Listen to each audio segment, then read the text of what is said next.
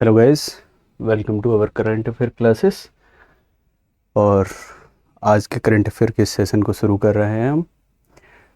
तो current affair शुरू करने से पहले बता दूं, ये सारे वो क्वेश्चंस हैं या वो सारी न्यूज़ हैं जो आपके एग्ज़ाम में पूछे जा सकते हैं।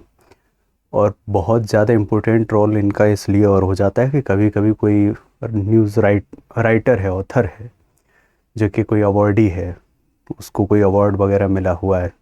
संगीत नाटक अकेडमी कभी अवार्ड देती है, तो कभी पद्मश्री वगैरह मिलते हैं। और ऐसे लोग या तो इनका देहावसान हो जाता है, डेथ हो जाती है, तब न्यूज़ में रहते हैं। और उस ड्यूरिंग एग्ज़ाम अगर कोई होने को है, वनडे एग्ज़ाम, तो उनसे रिलेटेड क्वेश्चंस आने की पॉसिबिलिटी बहुत ज़्यादा बढ़ जाती है। तो आज के हमारे करंट अफेयर में कुछ ऐसी ही न्यूज़ हैं, इन पर हम फोकस करेंगे। ठीक है, शुरू करते अपने पहले क्वेश्चन से। पहला क्वेश्चन बोल रहा है कि ऑथर का नाम बताइए जिसने life on Mars collected stories लिखी है। तो सबसे पहले मैं बता दूं कि इस स्टोरी की जो थीम है वो लव, लस्ट वगैरह पर है। और एक प्लेटफॉर्म की तरह आप समझिए, स्पीक टाइगर करके है। जब कोई ऑथर वगैरह होता है वो इतना फेमस नहीं हुआ होता है, लेकिन उसकी स्टोरीज़ बहुत वैलिड होती हैं, उसका वर्क बहुत ग्राउंड लेवल पे होता है। तो ऐसे लोगों को एक प्लेटफॉर्म है स्पीक टाइगर, जो उनको अपॉर्चुनिटी देता है कि आप हमारे थ्रू अपने चीज़ों को जनता तक पहुंचाएं, पीपल तक पहुंचाएं, और अपने नाम को उस तरह से प्रोग्रेसिवली समाज के सामने लाएं। यहाँ पर जो आंसर है आपका वो ए है। नमिता गोखले राइटर हैं। स्पीकिंग टाइगर ने पब्लिश किया है। 15 स्टोरीज़ हैं। उन स्टोरीज़ को दो में डिवाइड किया गया है। पहला डिवीज़न है लव एंड अदर रीअरेंजमेंट्स, और दूसरा है द मिरर ऑफ महाभारत। और जो स्टोरी का पूरा एक्सप्लोरेशन रहा है वो अराउंड रहा है लव, लस्ट, फेट और डेथ थीम्स पे। तो अगर तुम यहाँ भी देखो तो life on Mars is just like a your imagination, your hypothesis, जिसको हम कभी कभी बोलते थे प्लेटोनिज्म, कि ये हमारा प्लूटोनिक थॉट है। तो life on Mars is just like these things whom are based on love, lust, faith, death. उन्होंने 15 स्टोरी बनाई है और उनका डिवीज़न किया है दो चीज़ों में, एक लव एंड अदर रीअरेंजमेंट्स और द मिरर ऑफ महाभारत। अगला क्वेश्चन है, बोल रहा है कि मायाधर राउत जो हैं वो रेनाउंड डांसर किस स्टेट से हैं। तो उड़ीसी आंसर है आपका, और ये भी पास अवे हुए हैं इसलिए न्यूज़ में है। सबसे पहले इम्पोर्टेंट चीज़ ये है कि इनसे रिलेटेड जो इम्पोर्टेंट फैक्ट है उसमें ये नहीं पूछेगा कि कितनी एज में एक्सपायर हुए, कब जन्म लिया, ये सारी चीज़ें नहीं पूछेगा। तो उनको पद्मश्री कब मिला, 2010 में। और सीक्वेंस वाइज याद करो तो ज़्यादा याद रहता है। संगीत नाटक अकेडमी अवार्ड 1985, उसके बाद में पद्मश्री, फिर संगीत नाटक अकेडमी टैगोर रत्न 2011। ठीक है। First Odissi Guru to introduce मुद्रा विन योग, ये इंपॉर्टेंट है, 1955। ओके, अगले क्वेश्चन की तरफ बढ़ते हैं। बोला central exercise is observed annually across India on which date. अब डेट अगर पूछ रहा है तो ऑब्वियसली कोई सेंस होगा। हम लोग भी जो क्वेश्चन बनाते हैं वो बस एक सेंस के पीछे बनाते हैं, जिसको कमीशन भी मद्देनज़र रखता है, मेन स्ट्रीम में रखता है, और वहीं से क्वेश्चन को वैसे ही फ्रेम करता है। तो याद होगा तुमको 1944 में एक साल्ट एक्ट आया था, जिसके लिए गांधी जी फिर अनशन वगैरह किए थे। एक्सरसाइज और साल्ट टैक्स वगैरह इन सब से रिलेटेड जो था 1944 में, वो 24 फरवरी 1944 को ही आया था।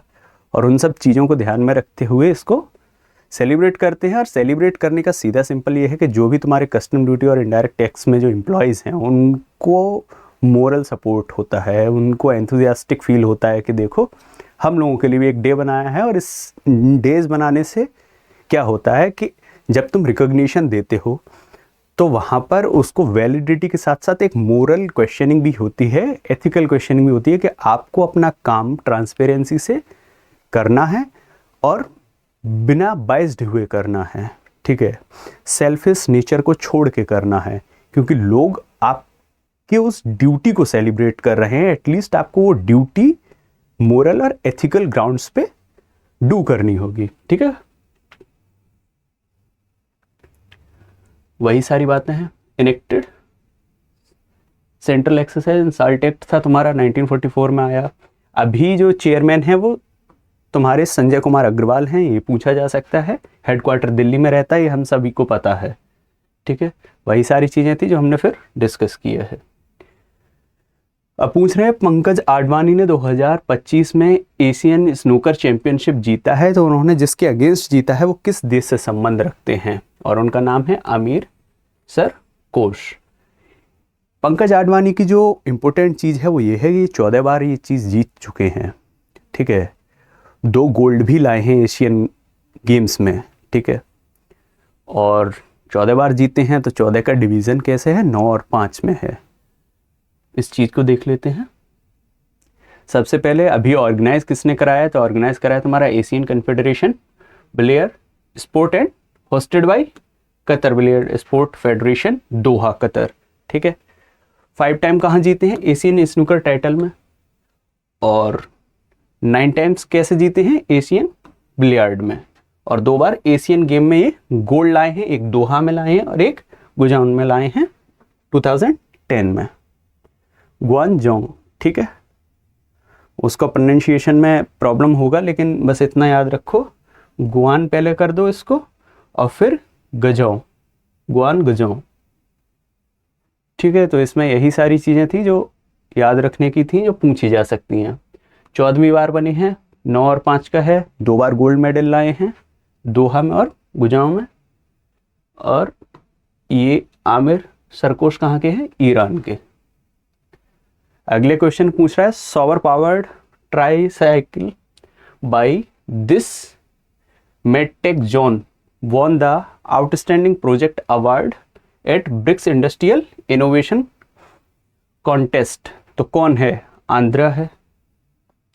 अब इससे रिलेटेड जो फैक्ट हैं उनको देख लेते हैं।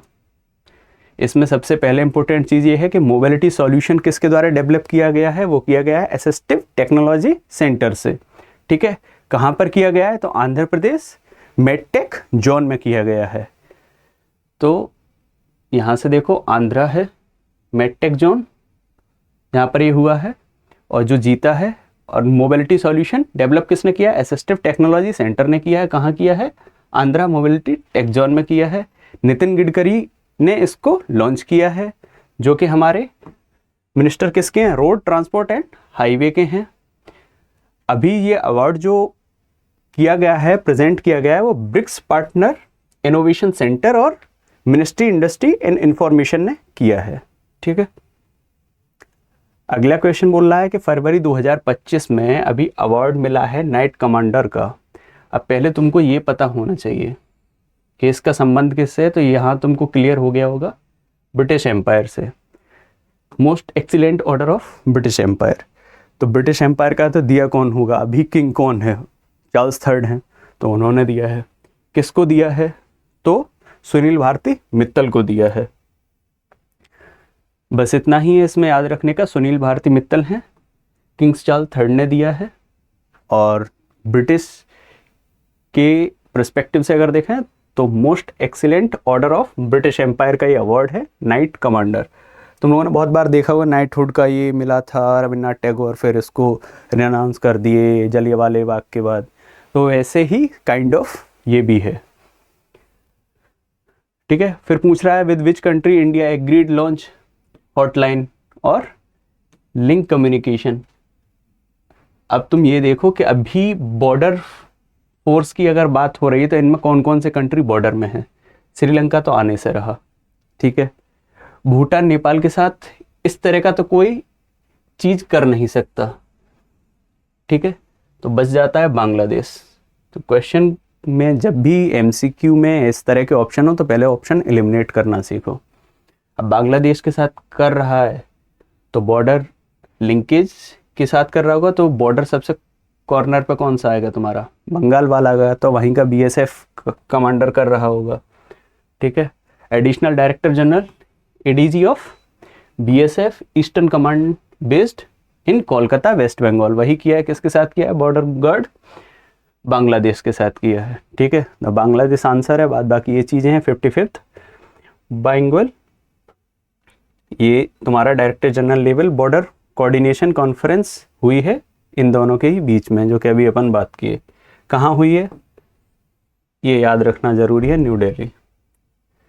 अगले में पूछ रहा है कोस्ट गार्ड शिप जो है तुम्हारा प्रेजेंट किया है इंडिया मैरीटाइम में strength eight Naval defence exercise करके है 2025। तो कौन सा है वो कोस्ट गार्ड शिप? तो वो तुम्हारा है इंडियन कोस्ट गार्ड शिप शूर। ठीक है, शूर है, अबू धाबी में किए हैं। 17th किसका था? 17th एडिशन था किसका?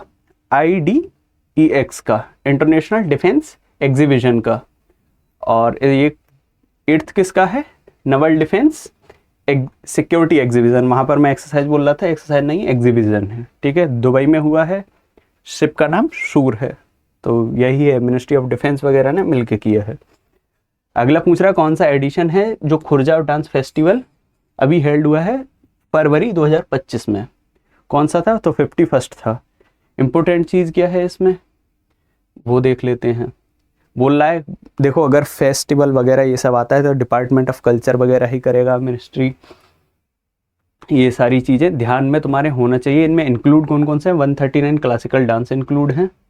ठीक है, गिनीज वर्ल्ड रिकॉर्ड बना है, इसलिए एग्जाम में आने का बहुत ज़्यादा इसका पॉसिबिलिटी बढ़ जाती है कि भाई पूछा जा सकता है।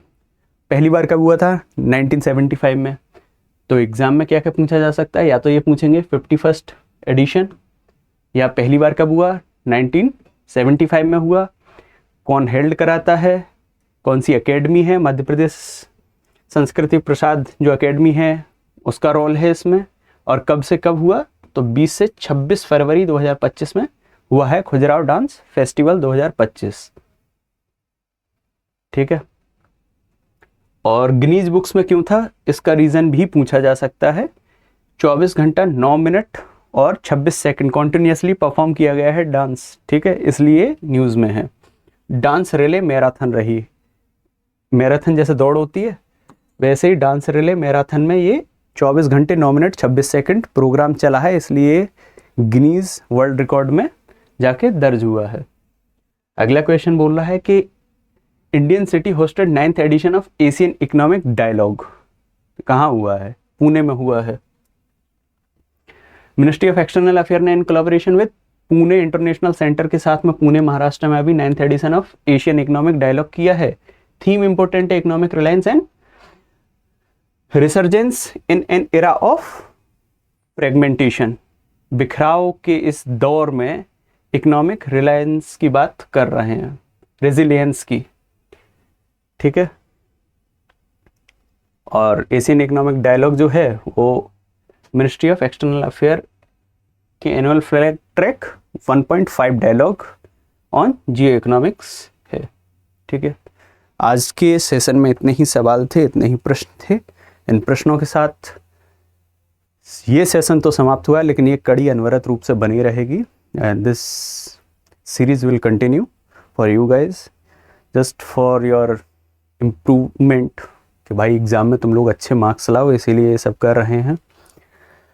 ठीक है, ऑल द वेरी बेस्ट। अपने हेल्थ का ध्यान रखो, मौसम चेंज हो रहा है तो एग्ज़ाम के टाइम पर बीमार मत पड़ो, पढ़ाई करते रहो।